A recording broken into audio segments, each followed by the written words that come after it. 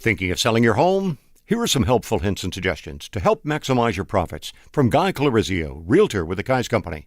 Guy sells waterfront properties, condominiums, as well as luxury homes and estates throughout all of South Florida. As a bilingual real estate professional, speaking both English and Italian, Guy has the ability and knowledge to relocate and serve a wide range of local, national, and international families. Through his dedication, attention to detail, integrity, and communication skills, he has always strived to satisfy the most discerning buyers and sellers.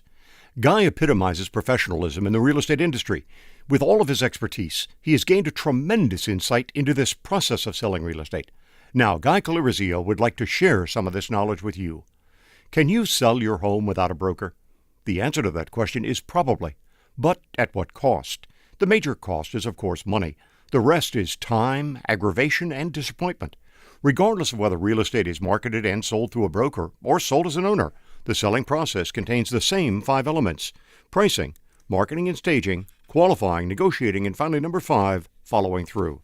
Now let's discuss these both as an owner and also what you must look for in your broker, what you and your broker must do to make the sale both a profitable and a pleasurable experience. First, pricing.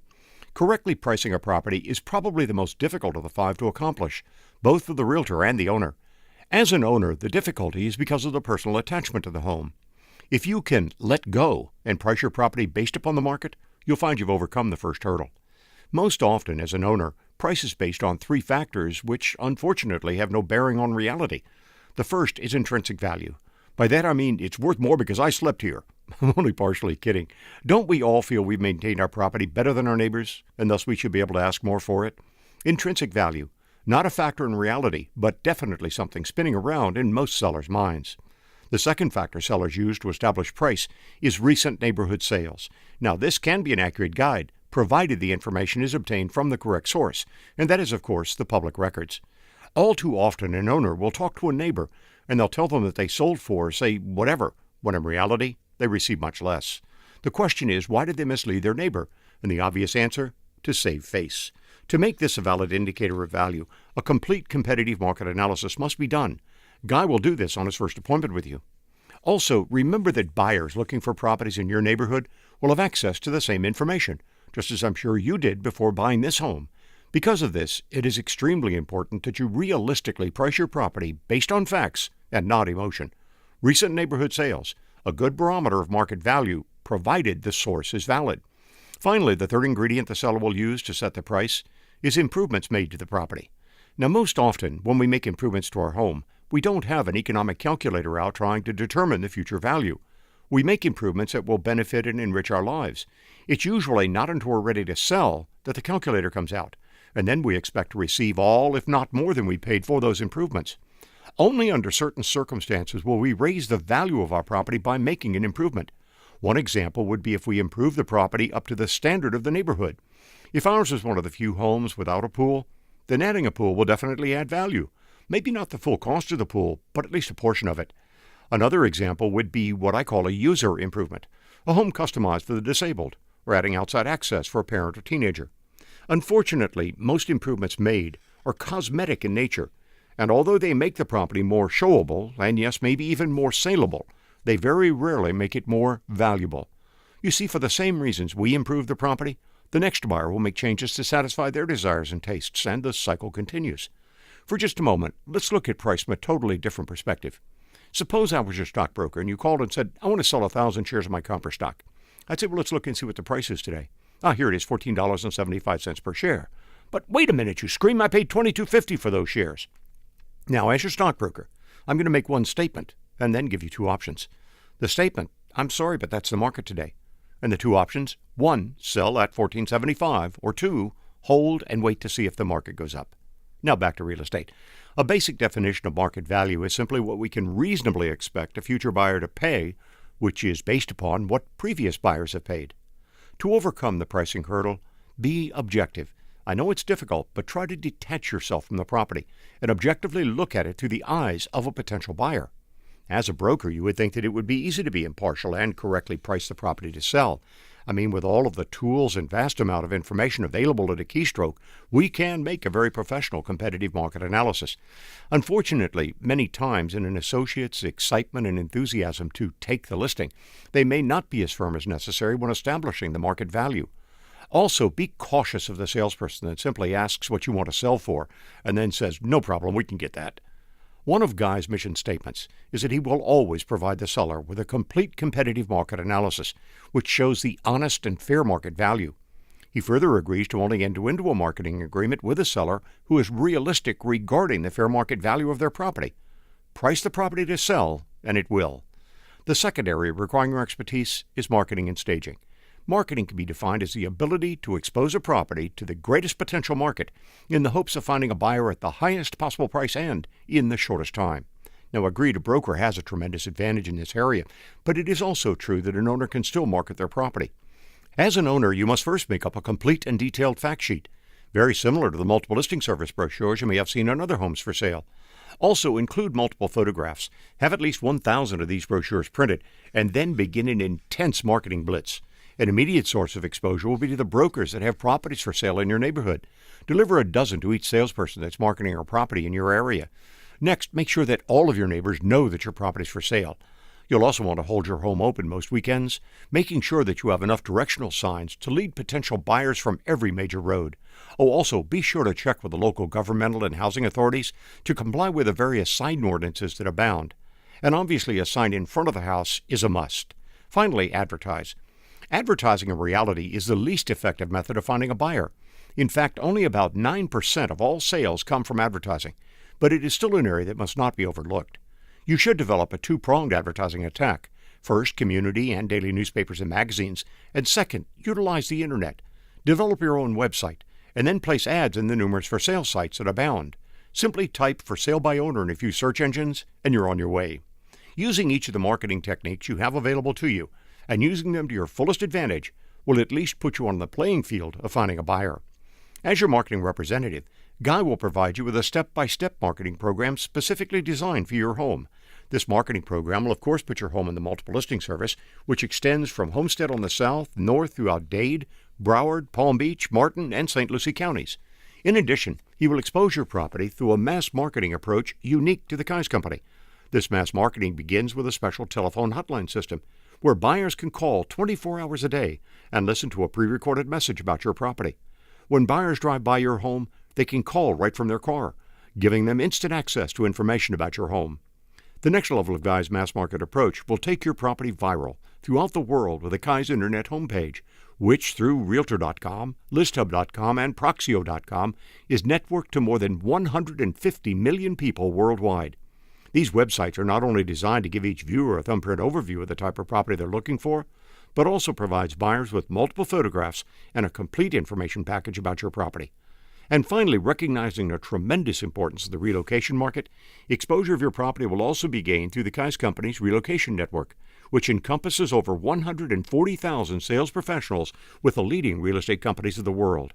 This relocation network sells an average of 900,000 homes annually, valued at more than $350 billion. The next step is staging your home to sell. Staging: platform, theater, playhouse, presentation, demonstration, exhibition, exposition, show scene, take one. You may never have been in the arts, acted out Shakespeare, even attended a Broadway play, but when you put your home on the market, you are all of these rolled into one. Now let's make sure that you get rave reviews. Here are a few hints. 4, in fact. Clean it, paint it, fix it, box it. Now, it should be obvious that the property must be kept clean throughout the selling process, but what I'm referring to is that you go beyond the obvious of vacuuming and dusting. When was the last time you cleaned the oven and completely emptied the refrigerator to clean it? Look up at the ceiling, especially in the corners. Any cobwebs?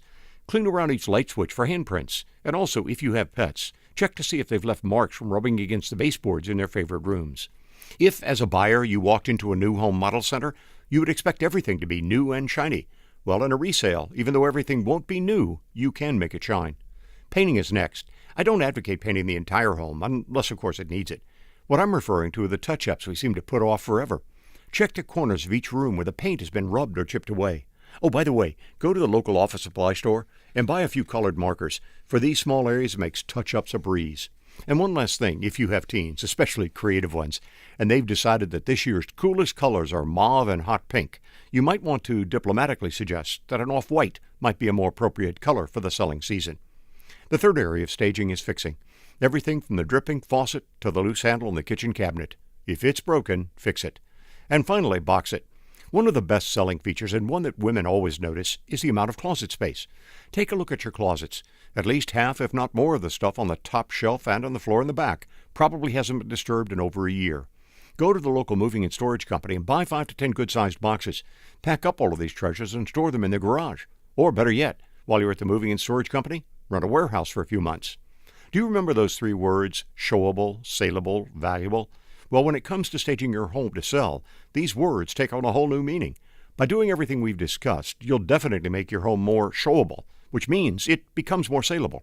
And yes, even more valuable. At least more valuable than if you didn't do them. The third area of expertise required to successfully sell your home is qualifying the buyer. Now, there are 3 areas that need to be explored when qualifying a buyer. And the first is financial. This is an area that is best left to the experts. The qualification criteria are in a constant state of flux because of the volatility of the mortgage market. With interest rates changing daily, the qualification requirements change just as rapidly. The Kai's Company has its own mortgage company, Kai's Mortgage and Title, and Guy has chosen a loan representative to specifically work with him. The loan representative will call and pre-approve his buyer right on the phone. Whenever your home is shown by Guy, you can rest assured the buyer is financially approved to buy. The second area of qualifying is the buyer's wants, and third, their needs. Now, it would seem that a buyer's wants and needs would be the same, but not so. A buyer's wants are those things that they will verbally tell us they're looking for. I want a 3-bedroom, 2-bath with a pool, 2-car garage in this neighborhood. Unfortunately, what they end up buying is a 4-2 on a canal in a totally different area. And the reason is their needs. People don't buy bricks and mortar. They buy romance, prestige, safety for the family. Even ego and status come into play. It is a major part of the selling process for Guy to completely qualify the buyer in all of these areas before he shows your home. Negotiating comes next. To successfully negotiate with a buyer, 2 things are very important. 1, you must always understand the buyer's position. And number 2, as I mentioned earlier in pricing, try to be objective. In other words, don't let your emotions take over. As a sales professional, Guy has been trained in the art of negotiating. And yes, it is just that, an art. Because he has fully qualified the buyer before showing your property, he knows exactly what motivates them. He has found as an example that the buyer's children are at the center of their world, and your home is not only on a cul-de-sac, but has a streetlight in front. You also have a wooden jungle gym set in the backyard that because your children are grown, you're leaving for the next buyer. All of these items will become a part of the negotiating process. As an owner, try to understand a buyer. First, ask yourself why they called directly or knocked on your door. In other words, why aren't they using a broker to find a property? The answer to that question is simply that they believe they can get a better price because no broker's commission is involved. Remember, market value is market value. It is based upon what other buyers have paid for similar homes. And since better than 83% of all homes are sold through brokers, the market value price includes the commission. It is not added on top. The last area of expertise is follow-up. With a signed contract in hand, now the real work begins. You have a date set for closing that is probably 30 to 45 days away. For the closing to go smoothly, there are no less than 6 different agencies and usually a dozen or more that will be involved. Let's see, there's the mortgage company, the title company, 1 or 2 insurance companies, inspectors, surveyors, not to mention attorneys. Even though it's the buyer's responsibility to apply for the mortgage and contact the insurance and inspection companies and so on, remember, it is your closing. To the mortgage company, this may be only one of 75 homes that they're closing this month. But to you, you see, what we must do is make sure that your file is always on top of the stack. When your home is sold by Guy, he will constantly be calling these agencies to keep this process running smoothly, and will always keep you advised as to what's going on. I would suggest that if you do sell your own home, that you do exactly the same thing. Make up a sheet with every company, agency, and person responsible for each facet of your closing. Make a few copies so you have access to one at all times. When you find yourself with a few minutes free, start calling. Guy Clarizio would like to share with you a concept that has helped shape his real estate career. Don't be afraid to help the sellers do what they want to do, sell the property themselves. Well, of course, Guy wants to market and sell your home. That's his profession. But he has also found that by helping you try to sell it yourself, by answering questions you may have, by providing professional expertise, he has laid a foundation for his future. After selling yours, you might need help in finding the right home, or if you know of someone that might need his services, he would hope that you would think of him. And of course, if you're not able to market and sell your home, well, Guy is only a phone call away. Throughout his real estate career, Guy has always tried to impart to buyers and sellers a basic philosophy. Give to the world the best you have, and the best will come back to you. Good luck, regardless of whether you sell your home yourself or he markets your property. Guy Clarizio wishes you tremendous success.